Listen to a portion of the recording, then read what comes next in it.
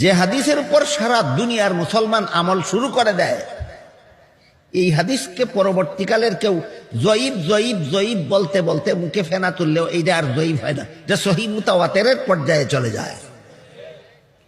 20 রাকাত তারাবিহের নামাজ রাসূল পড়েছেন, খুলাফায়ে রাশিদিন পড়েছেন, সাহাবায়ে কেরাম পড়েছেন, তাবিঈন পড়েছেন, তাবে তাবিঈন পড়েছেন, আইম্মায়ে মুজতাহিদিন পড়েছেন। 1500 বছরের দুনিয়ার সমস্ত মুসলমান উম্মতে পড়েছে।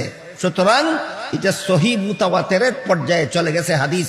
এই হাদিসকে এখন তুমি জয়ীব বলতে থাকলে এই হাদিসের কিছু আসে যায় না।